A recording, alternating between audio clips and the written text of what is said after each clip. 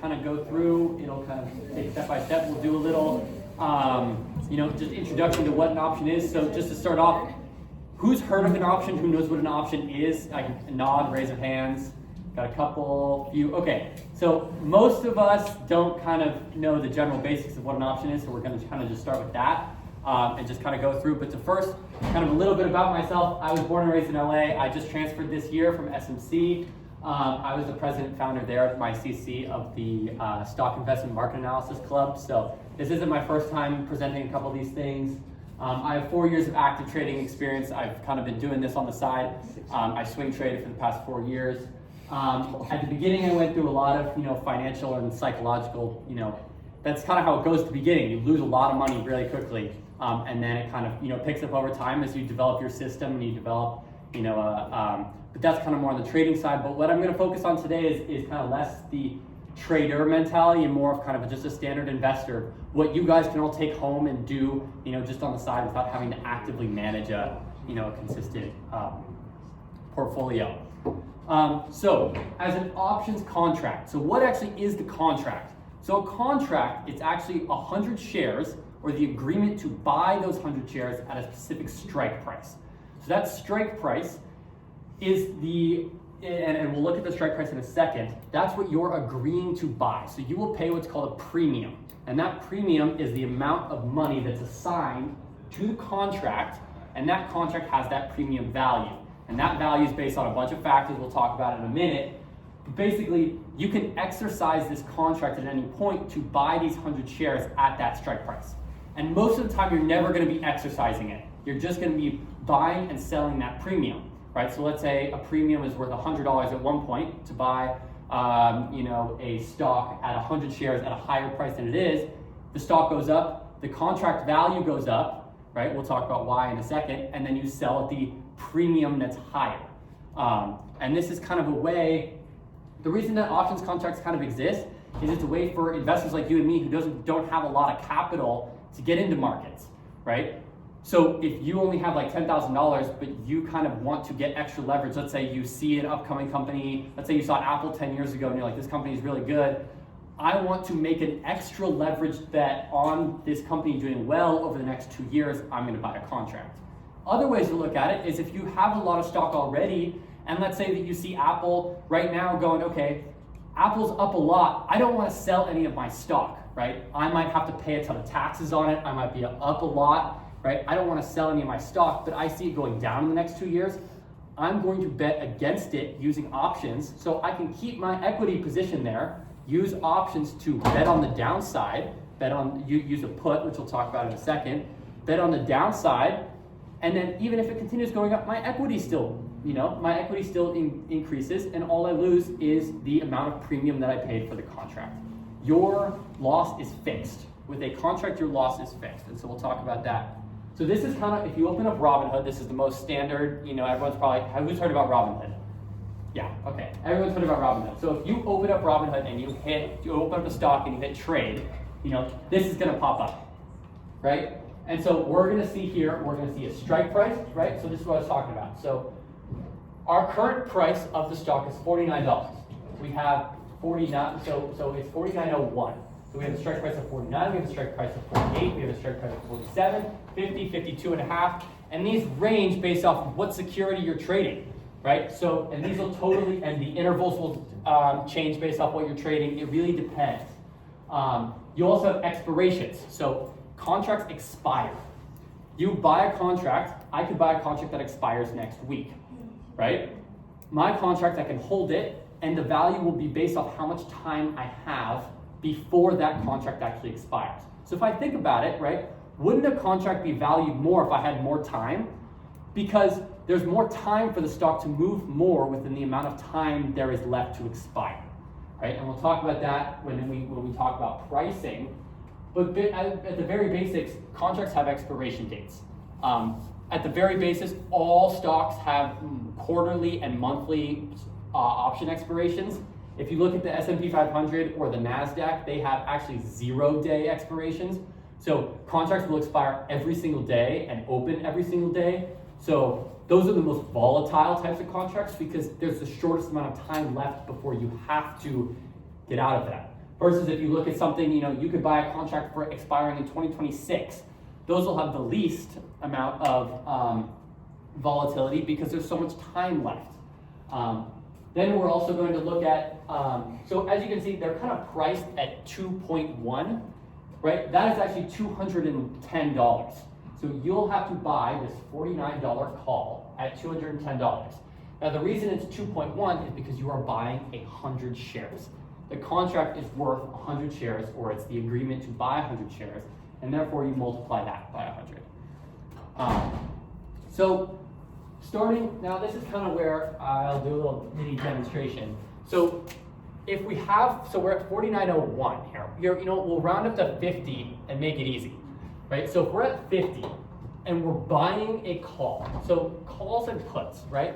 So call is essentially you are betting without kind of, you're not really betting, but in a way, you're betting, right? You're betting on the upside by a call. So a call basically means your delta or your benefit comes when the stock goes up.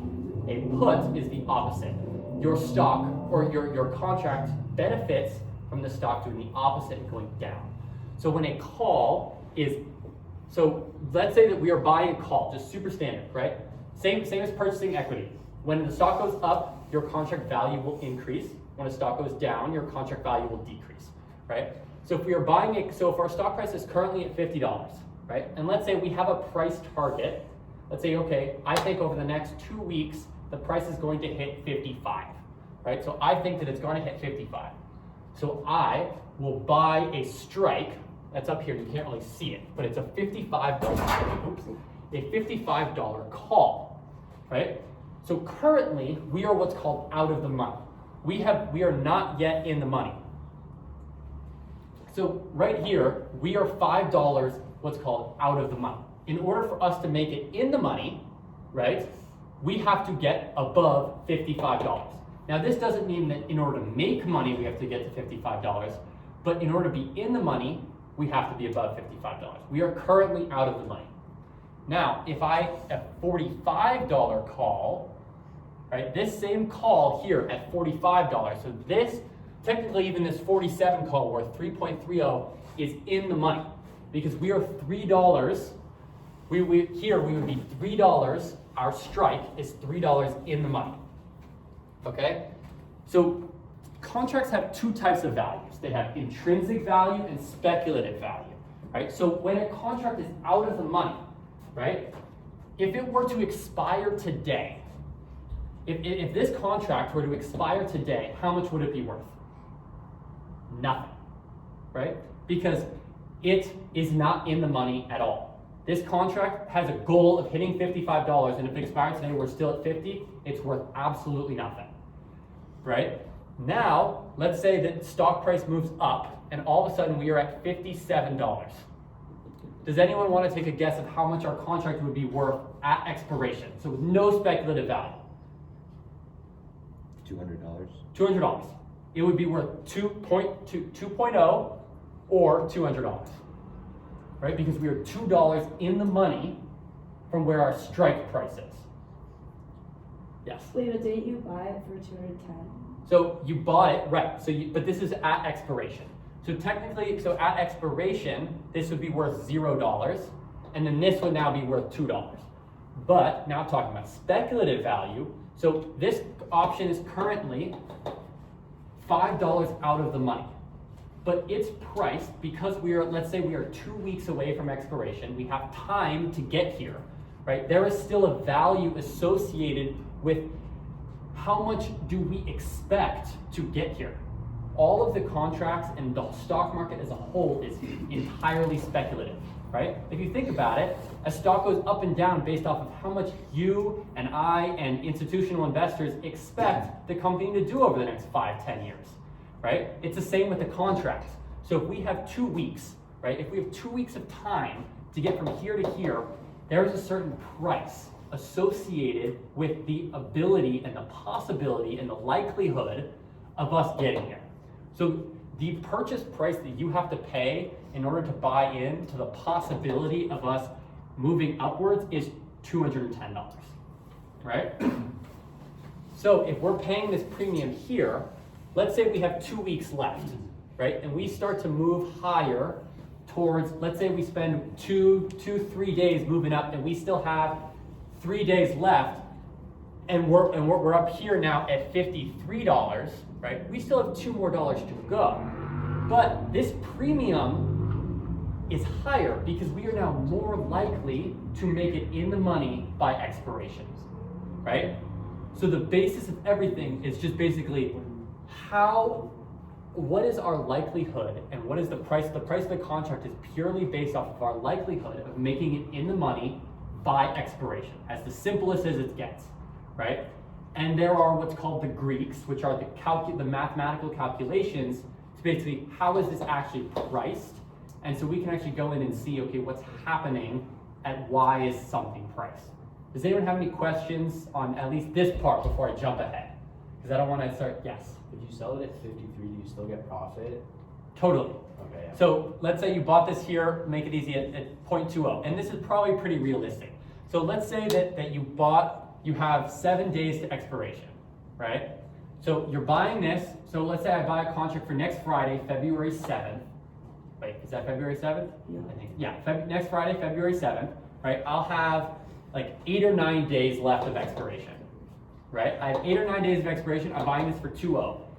If tomorrow the price goes from $50 to $53, this contract will most likely shoot from anywhere between 0.20 to probably 3.5. So you'll gain, and if you really, and this is the power of options, is if you look at this, this right here is if you think about it, it's a 1.5% gain, right? You gain, if you just bought equity, if you just put, 10,000, if you put 1,000, let's make it easy. If you put $1,000 in, right? You would walk away with $30, right? But if you bought, okay, we'll make it a little, let's say if you bought one contract, right? If you bought one contract, spent $200, right? Versus spending the 1,000. So you spent the 1,000, right? And you came out and you made 1.5%. So you came out with, see what percent is that? Multiply that by 2, you come out with 6%. So whatever 6% of this is, you came out with $60, right? You made $60 off this transaction from going from 50 to 53. If you bought this one $200 contract, you went from 2.0 to 3.5, you made $150, right? This is a 6%. This is an 80%, right? Now granted, it could go the other way down, right? If we went from 50 to 47, you could be down to about $0.5 value and you might have lost a lot of this stake, which we'll talk about in a second. But there's kind of a huge power in, what is, the value of options and how are they valued. Do you have a question? No? Okay. Any last questions before I jump forward? Okay. So theta. So I kind of talked about time value a little bit, right? So time value is the amount of time we have left until it expires. So theta, the actual value theta, you can open up you can open up Robinhood, click on an option, it'll tell you the theta value. It'll be negative. So for example, let's say we had this same 2.0 option and we had a week left. Our theta value is probably somewhere in like negative 0.2. So this means that every single day until expiration, we will lose 0.2. We will lose $20 every day until expiration. And this will increase. This is not a consistent value. It will increase as we get closer to expiration because there's significantly less and less and less time. So it's exponential. So if we were like a month out, this is probably gonna be 0.05, so only lose like $5. But the day right before expiration, it'll probably be like minus 0.8. You'll lose $80 just in that last end of day. This is an increasing value, and it basically is just the amount of money that you will lose at the end of every single day before the expiration date. Delta is the rate of change of the option price compared to the stock price.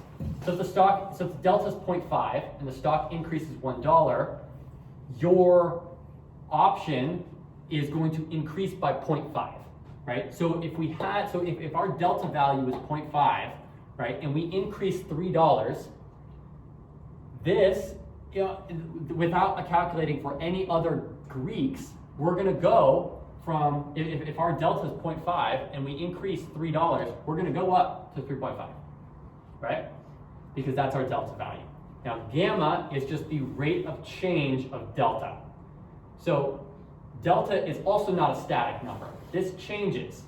And we'll talk more about gamma and delta. These are going to be the two most important ones that we kind of talk about later on. But gamma is extremely important because it is the rate of change of delta, right? So if delta, it's like, if you think about physics, delta is velocity, gamma is acceleration, right?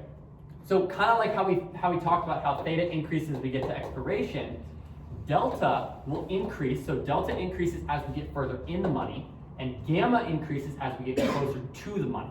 So when we kind of talked about here a little bit, is we had, let's say that the stock is kind of going like this, right? We're okay, we're here, right? And then you're right there. And we're like, okay, we expect us to hit around 50 bucks. So I'm gonna buy the $50 call strike, right? So our delta here is probably gonna be somewhere around 0.3. So when we're at, and this, we'll call this 45, okay? Our delta is probably gonna be somewhere around 0.3. And as we get closer and more in the money, we're going to get to closer to a value of delta 1. Because what is delta 1? That's just intrinsic value. It's every more dollar we're in the money, that's $1 more on our contract, right? So when we're super deep in the money, like if you had a $100 call, this is just gonna move straight up at just every dollar the stock moves up, the dollar the contract's gonna move up, right? Because we're super deep in the money, our delta is super, super close to 1. There's barely any speculative value because there's no way that this contract ends up expiring out of the money, or almost no way, right? And so this is gonna be a super stable, super consistent contract that's just gonna move relative to the price, right? But if we're now playing out of the money, this delta is going to increase. And the closer that we get to the money here, the rate of change of that delta increase is higher, right? So down here, it'd probably be 0.1, and then 0.2, and then 0.4, and then 0.6, and then 0.9, right? It's gonna exponentially increase as we get closer or deeper in the money, specifically due to gamma. Does that make sense? Yes? Awesome. Okay. There are a couple here that are slightly less important, so vega and rho. Now, there are people who totally use both of these. I find that for the average investor and for someone who's just trying to, have a base knowledge, they're not as needed. I kind of put them in here because they are one of the Greeks. So vega is the 1% change in the implied volatility, which we'll talk about implied volatility in a second. This is basically like gamma is to delta, vega is to IV. So, and I'll just refer to IV, or implied volatility, as IV because it's easier to say. But yeah. So, and then rho is just the sensitivity of the options price to an interest rate change. But how often does an interest rate change? Maybe every quarter, if that, right? So it's like, and this is only really affected if you're buying what's called a leap. And so a leap is just a really far dated option contract. So if you ever hear the word leap, it's basically saying I'm buying an option contract that expires at least a year to 2 years from now. And so that's just a super far dated options contract, and that's probably the only, time you'd need rho. And so IV. So IV is super, super important. IV is how much the market expects the price of an asset to change in a year, right? And if IV is high, let's say with a super volatile stock like Tesla, right? Let's take Tesla as an example. It moves a ton, so the IV is going to be a lot higher. Therefore, the contracts are going to be priced a lot more. Versus if you take something like Chevron, right? The stock itself moves a lot slower, and therefore the contracts are going to be a lot cheaper. Does it make sense why kind of that occurs? Is because if your expected move is higher and you're expected to do more within a certain period of time, you're gonna have to pay a higher premium for that, right? And so the more expensive, and that's why you see stocks like Coinbase, right? They're and Meta, all of their options are priced significantly higher because your dollar move and your possibility of getting deeper in intrinsic value is higher, right? That's also kind of why you see, stocks with, super low, just even price values have lower contract values, because if you get in the money, right? Like for example, we take Meta for example, it's a $620 stock, right? This thing, if it moves 1%, it's gonna move like $5, right? So that is a lot more expensive to pay for because your intrinsic value is so much more increasing. And so that's kind of something you gotta keep in mind when trading a more expensive stock, is the options are gonna be more priced, but it's gonna be relative to the stock's average move. Does that make sense? Awesome. Okay, we're cruising along here. So IV, so this is a really, IV, I'm gonna kind of dive into a little bit. So if we take Palantir, who knows company Palantir? Yes. Okay, so the stock gap's down 12.5%, right? I'm holding put contracts right here. I'm betting that the stock is gonna go lower, right? So my contracts, I bet I have a $22 put contract, right? My put contract is right here. I'm betting I have a $22 contract that expires this week, so it expires in about 3 days. I have 3 days to make a move, and the put contract is about $22 strike price, right? I'm like, the stock gap's down, and how much do you think I made that morning? A lot? I made $0. I lost all my money. I lost absolutely everything. And that's because there was earnings today. This day was earnings. We gapped down 12.5% due to earnings. And this expected move was 14%. So which means for me to have made any money, luckily I wasn't actually holding this. This would have been but this is why people don't play earnings. Is because the expected move on these contracts was 14%. These contracts were already priced at the fact that they would move up or down 14%. And if it didn't do that, you made no money, right? If you think about it, because normally, let's say that right, you're absolutely right. If I were to have been holding a put contract, right? Let's say that this stock price currently is at the same thing. What was it at before? $25, right? And just out of nowhere, some random news dropped that wasn't called for. It wasn't a catalyst. People weren't talking about it. It dropped down to 20 bucks. My contract is going to explode in value because all of a sudden, my contract went from going like, I'm vibing along, I have 3 days left, I'm gonna do whatever I wanna do, to, oh my gosh, I'm in the money now, right? This is great. Because it was priced in, it was already priced in, a 14% move was already priced in. This contract was worth 3.3, right? It was worth already a significant value of move. And so as soon as we gapped down, it just wasn't enough to equal out with the premium that you were paying already. So that's a significant risk and something you absolutely have to keep in mind when thinking about a contract. Is let's say you have CPI comes out tomorrow, and if you don't know what CPI is, it's basically just the inflation number comes out in the morning. So tomorrow morning, the U.S. Fed will report an inflation number for the month, right? And so what do you think will happen to all of the prices of the options contracts that expire tomorrow? What do you think? Anyone? They'll probably be higher, right? They'll probably be higher because there's a higher expected move to occur tomorrow than what there would be just on a random Tuesday, right? So on a random Tuesday, you might have your IV might be somewhere, and a normal IV is anywhere between like 20 to 40%. The IV on these options contracts was 220%. Now, IV can also work in your favor, which if we take a look at Coinbase, right? So these options went from, so we went from $180 to $330 in 4 days, right? If you think about that, that is from 180 to 330, that's almost a double. You almost doubled, right? So if you would have just bought standard equity, whatever you were buying in Coinbase, let's say you just bought 10 grand, it would have turned into 20, okay? But if you would have bought 10 grand in options expiring even a month later, right? A month later, your options would have done 2,150% in 4 days. So your $10,000 investment, then instead with equity, went from 10,000 to 20,000, went from 10,000 to $2.1 million in 4 days.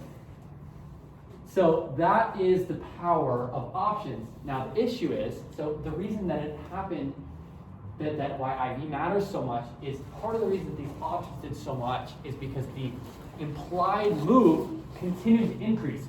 When we were moving so fast, right? We doubled in 4 days. That doesn't happen, right? That especially to a giant company like Coinbase. What do you think the expected move was of the contracts to continue? Massive, right? So as soon as we gapped up this last time, IV is huge. All the contracts are priced in to do 10, 20% moves. The stock is expected to move, probably hundreds of percents in the next year because we moved 100% in 4 days. What do you think people are expecting the stock to do in the next couple? Probably something similar, right? But what actually happens as soon as we get the next day and nothing happens, right? We just got to the next day and we barely ended down. We probably ended like 1% lower. But what happened to the options contracts? They lost nearly 30% of their value because the IV, purely because of IV.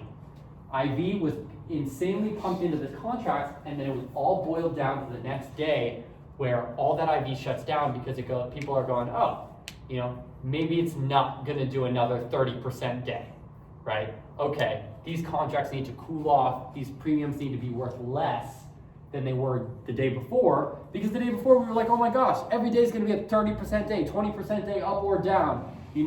Options go crazy. Then the next day comes and nothing happens. What happens to the option prices? They fizzle because people are now expecting a smaller move. Oh, maybe the move's over, okay, it's slowed down. Does that make sense? Awesome. So this is kind of going to go now work back a little bit towards gamma exposure. So gamma, this is kind of where it can get a tiny bit confusing. So bear with me and please interrupt me if you have any questions. And please interrupt me if you have any questions along the way. So we use options to kind of get in positions we wouldn't have the capital for, right? But if you're a hedge fund, if you're a big money manager and you have billions of dollars that you need to manage, options aren't really your place because, for one, the liquidity isn't there for you to be able to buy that many options. And for two, you're going to be way over leveraged, right? Like if you buy $1 million worth of options, you could be down hundreds of thousands in a day and then back up hundreds of thousands. That's just not how hedge funds work, right? No one's going to invest in a hedge fund that all of a sudden you look at your money and you're like, I lost half of it? What? And so it's kind of like hedge funds are the dealers. So you have to be able to buy options from somebody, right? And so when you're buying an option, right, let's say that I'm buying an option, once again, a $25 call for 3.3, right? The most I can lose is this 3.3. My loss is fixed, right? If this stock were to go to zero today, the most I would lose is 3.3. Now, if I'm selling an option and I'm that market manager, my loss is unlimited, right? Because I am basically, as someone who is now selling this call, right? You want the price to expire worthless because you will collect this premium. So if I sell you this contract for 3.3, right? If I sell it to you, you buy it from me for 3.3, and the price goes up to 4.0, right? And you're like, hey, you guys are like, hey, I want to sell it back to you, right? Now I have to buy it, and now I had to buy it back for a $70 loss, right? Because I sold it to you for $3.3, and now I'm buying it back for $400, that's a $70 loss. But if you buy the contract from me and this thing goes to zero, I just keep your $330 that you paid me for it, and I'm happy, right? So as the buyer, as the dealer, as the option dealer, I want your contract to expire worthless, right? Because I just want to collect your premium. I just want to collect what you paid me for the contract. But the risky part of this is that your loss is unlimited, right? This, I can only, you, the buyer, can only ever lose 3.3. But if all of a sudden, what happens with Coinbase, this thing shoots up to be worth 15.5, like, right? Now, and you want to sell that back to me, I have to pay you $1,200 back for the contract, right? So that's where kind of as a seller, as you and me, we don't really want to be sellers. But hedge funds, they're able to be sellers, right? Even high net worth individuals, they will sell contracts. So for example, let's say the S&P 500 is $25, which is not, right? And I'm like, as a super wealthy individual, I'm like, okay, it's not gonna hit $30 within the next month. I'm going to sell a $30 call and just collect this premium. And that's a way that a lot of people just collect fixed income, right? And that's why you get a lot of fixed income portfolios that people just hold giant VOO and SPY positions that are just sitting there, you know? And if you want to generate extra revenue, you just sell $30 calls, right? So let's say they're worth 3.3, you just sell $30 calls, and if it never hits that, you just collect the $330 every month, right? And you can do it over and over and over and over again, right? And then possibly the one time that, you know, it bounces up here, and then now your contract is worth 5.0, right? 5.3. Now you just pay the 200, you know, buy back the contract before it goes out of control, and just, you know, but you can continue to get fixed income. But it's a really struggle for someone like us. Like, it could totally, like, if I bought a contract that shot to the moon and I didn't realize, it could totally bankrupt me completely, right? If I bought enough, you know. But so that's kind of the risk with selling. But so what hedge funds do is they use options as their tool, and equity is leverage, or equity is hedging. Yes. So like as a seller, could you try and sell like a $50 call if you like know it's like literally never gonna go there, and then just like make free money? Yeah, totally. Who would like buy that? Or, like, So is you it don't have, possible so to as a get seller, technically you wouldn't have to have someone buy it. It would just be there sold on the market. So during COVID, there was this person, during COVID, someone was selling, so the S&P 500 is worth like, what is it now? $610. During COVID, it was worth probably, I think, 400 something. Someone at the bottom of COVID was selling a put. So basically like selling a put, 150 strike, which is like, it would never go down to $150. Like, there would have to be some significant like nuclear war for it to hit $150, right?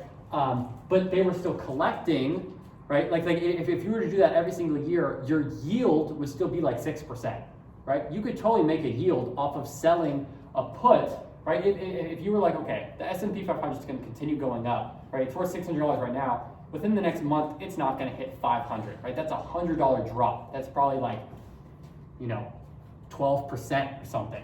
It's never going to do that. You could go, okay, I will sell the $500 strike, you know, put, and as long as it doesn't hit it, I'll just collect the premium, right? And so that is absolutely a viable, totally. You could do it for like a super far, and it's super safe, but it's a low yield.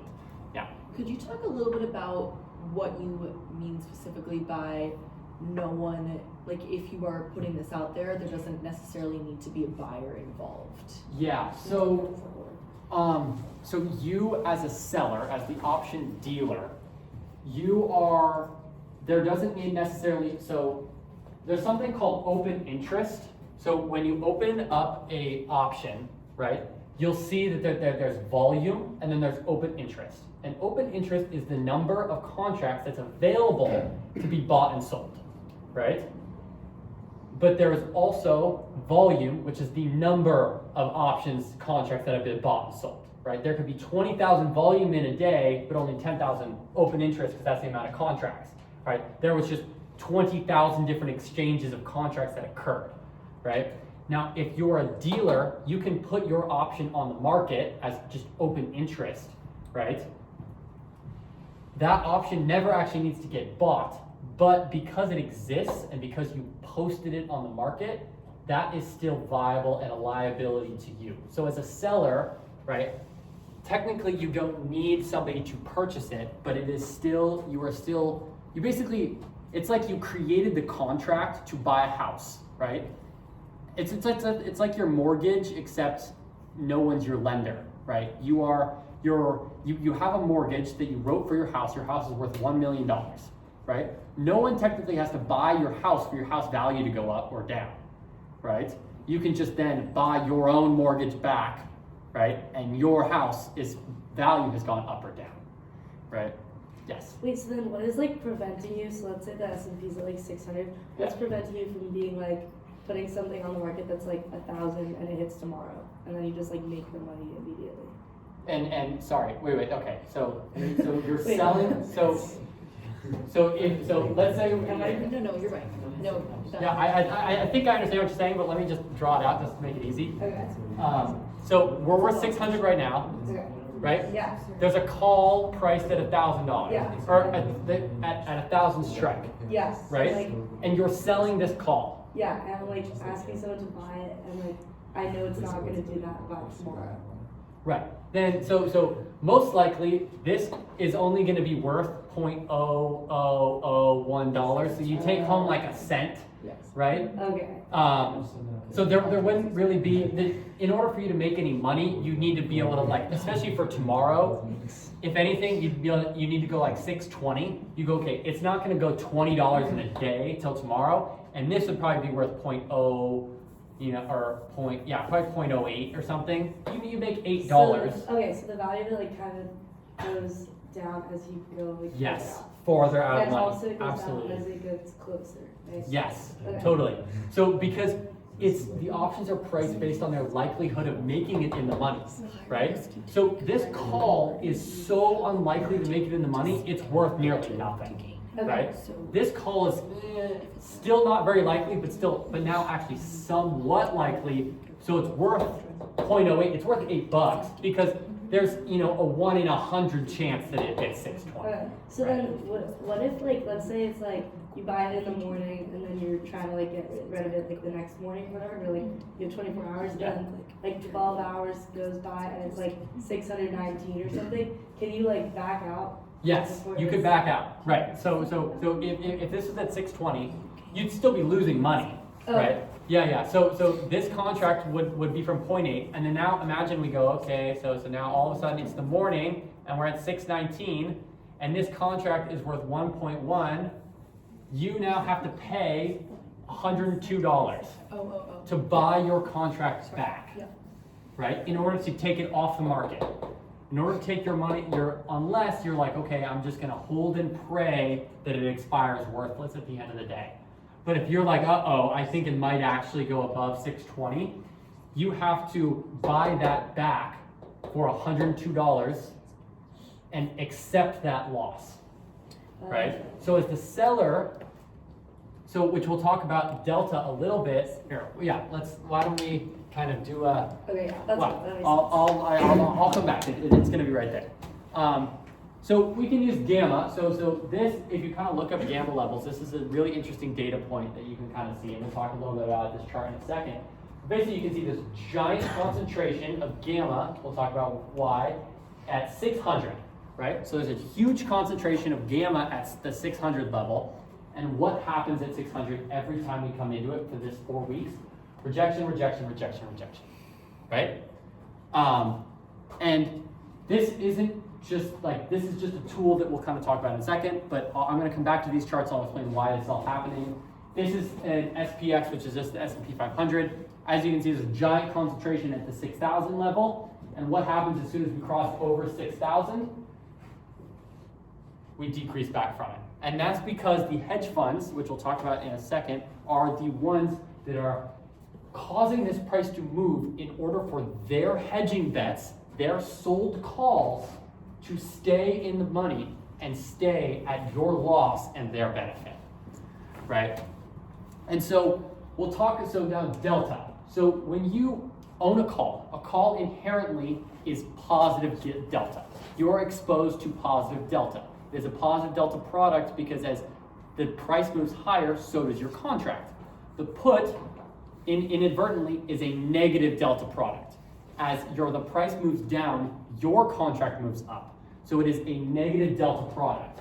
Now, if you are selling a call, you are now exposed to negative delta because it's the opposite of what you were before. So if a call has inherently positive delta, you are selling that, therefore you are now exposed to negative delta. Same thing for the put. Now, if you are selling a put, you are now exposed to positive delta, right? Because before the put, you are shorting a inherently negative delta product. That makes your exposure to delta now positive, right? And if we just want to confirm one last time, as we are moving farther from out of the money, from here to in the money at the 1,000 strike, our calls, the delta is increasing. That rate of change of the options contract as we get closer to the money is increasing. So as we're talking about out here, right, this is going to be worth 0.08. But as we get closer, right, at 605, it's going to be 0.1, and then it's probably more higher than that, 0.2, right? And then, but it's going to increase as we get closer, and that's what we see with gamma. So gamma, right? So gamma is the rate of change of delta. So as we get closer to that money, there's an exponential increase in delta. So this is the rate of change of delta increases as we get closer and closer into the money. So gamma. So you are always, when you buy an option, call or put, you are exposed to positive gamma. If you're buying. Now, if you are selling, you are now exposed to negative gamma, right? Gamma itself is always positive, but your exposure can be positive or negative based off if you are selling an option. So if you are selling, the option seller or the option dealer is exposed to negative gamma. So as a general rule, what I want everyone to kind of remember is that if we are in a negative gamma environment, so that what that means is that if majority of the gamma on the gamma chart, right, if we're looking at this chart, and like here, if majority of the gamma is negative, this is what's called a negative gamma environment. As a whole, during a negative gamma environment, we are in a period of volatility. So the hedge funds or the option dealers will sell into dips. So as the stock price dips, we will sell, the hedge funds will sell to increase volatility. And as we rip, as we continue higher, we will buy. So we're buying into rips and selling into dips in a period of negative gamma. During a negative gamma environment. This is, just remember this is a kind of general rule. Same thing, opposite. So in a positive gamma environment, we are going to buy into dips and sell into rips. We are basically doing a compression of volatility. So it's the opposite. So instead of increasing volatility by every time we sell more, or every time we buy more, it's the opposite. Every time we buy, we sell. Every time we sell, we buy. And so during a positive gamma environment, this is a compression of volatility, and a negative gamma environment is an increase of volatility. So if you kind of think about the VIX, does anyone know what VIX is? The volatility index. So it's basically what measures volatility. It basically just measures the S&P 500's volatility, right? And when volatility is low or it decreases, it's also called the fear index because it's how scared people are, right? There is the higher that VIX is, the more volatile the stock market as a whole decreases, which is sometimes why it's called the reverse S&P 500. It's called the fear index, right? Because as VIX and as volatility increases, so does fear. It's kind of the same thing. You kind of think about it in a similar way. When gamma is negative, there is fear, and it is more of a volatile time.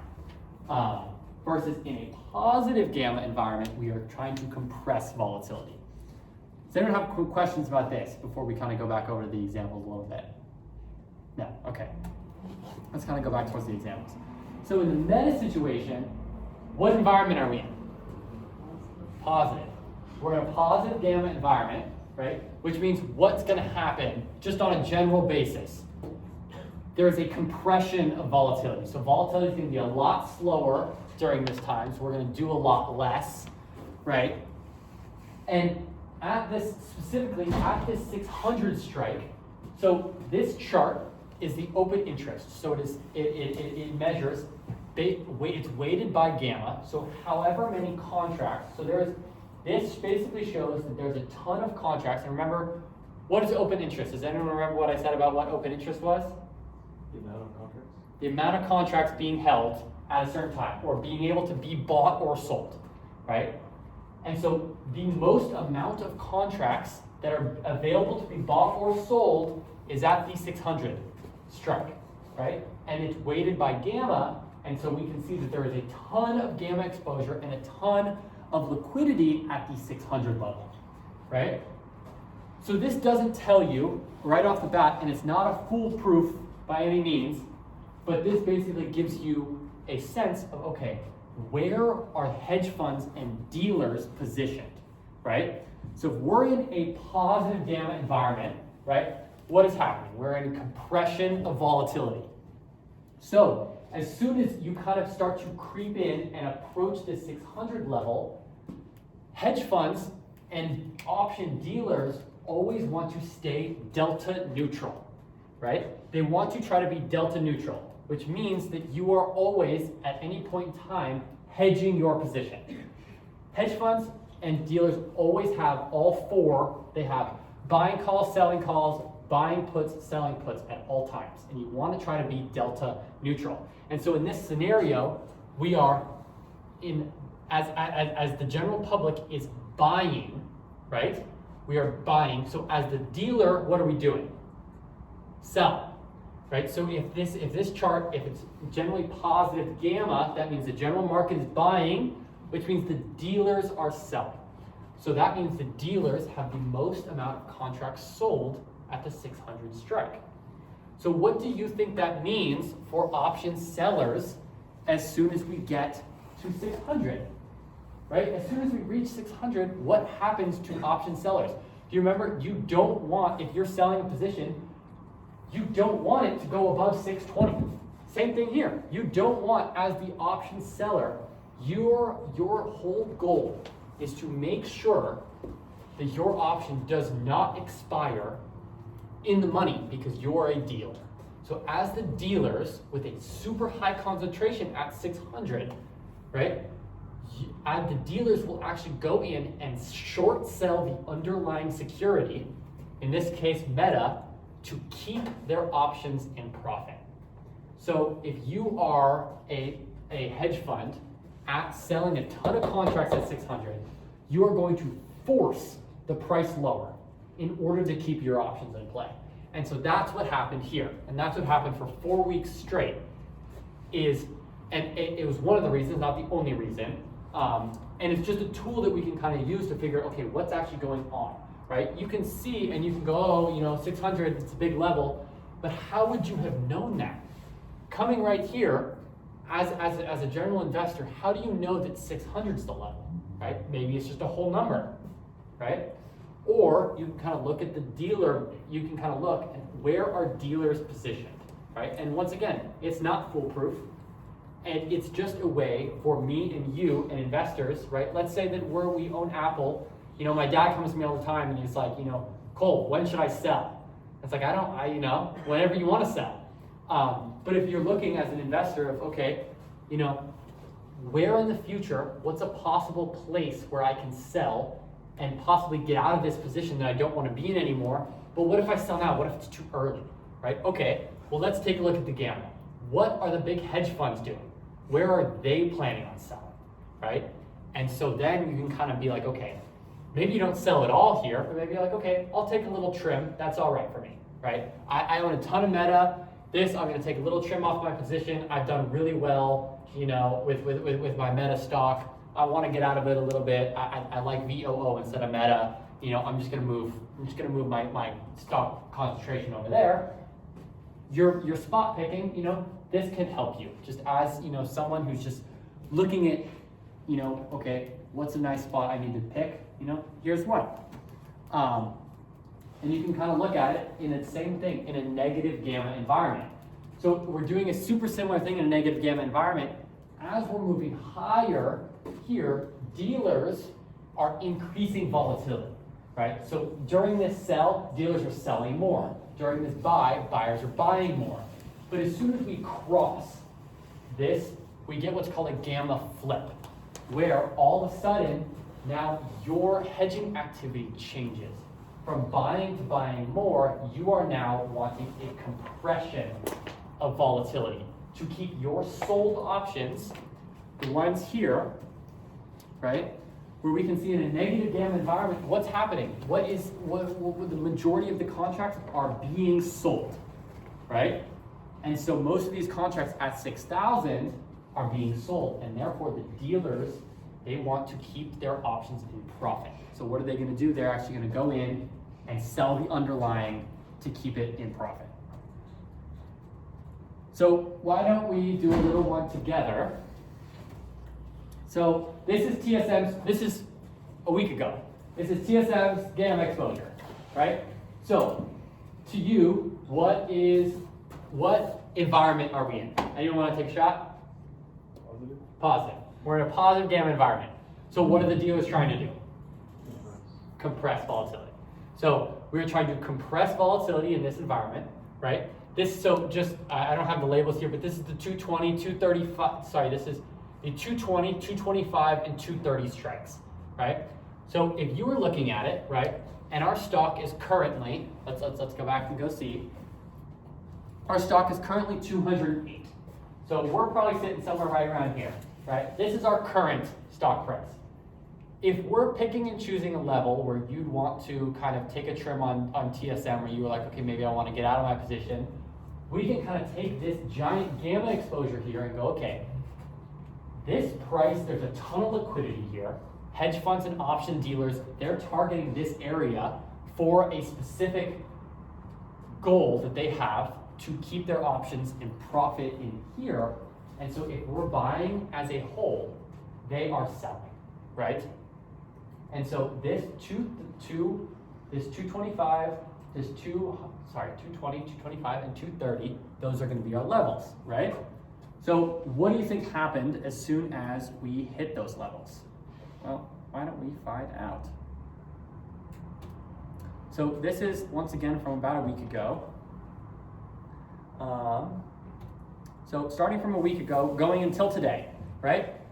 So this is the two, so I drew on your chart, right? So can everyone see this? I know it might be a little blurry on the... It's okay. Okay. So this is the chart, right? Over the course of time, since the 21st of September, we've kind of bounced up and down a little bit, right? These are your gamma levels up here. Your 220, your 225, and your 230, right? So if you were somebody who was, you know, just holding TSM, or you were like, I like Taiwan Semiconductors, you know, I'm gonna buy now, I'll maybe sell a little bit, right? You could use this as super, you know, just, if I wanna slowly trail out of my position, you know, when's a good time? I'm up a ton this year, let me trail out a little bit. So we can kind of use these, so as you can see in these gamma levels, the price is gonna kind of, you know, why don't we sit and watch? Well, we can just, you know, chill for a second and watch it.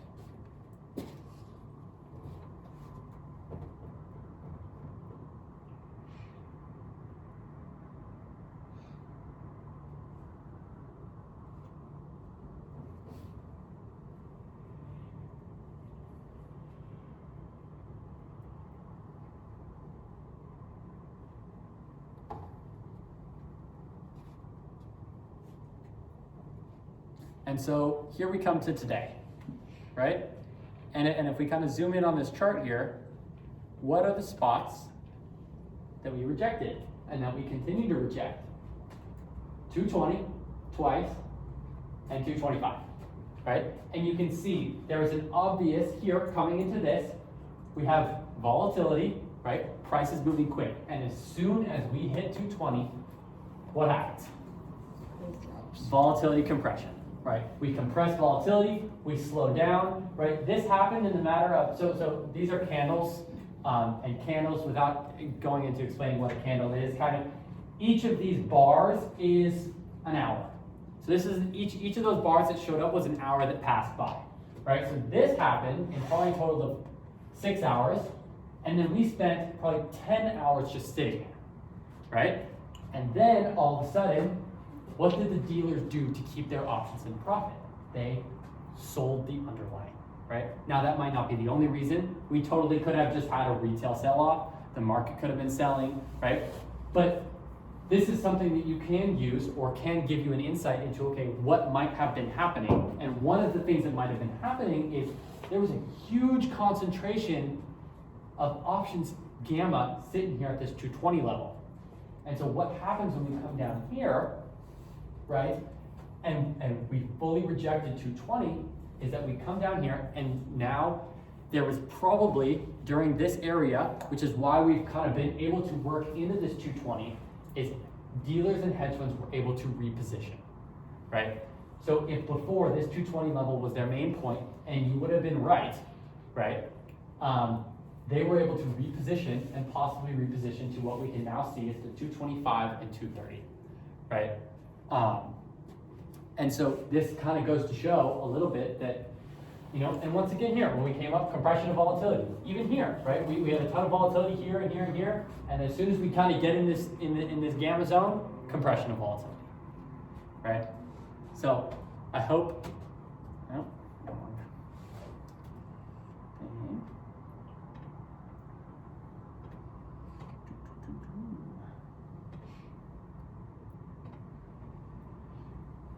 So I hope everyone learned something. Does anyone have any questions that you want me to go backwards on about what actually just happened?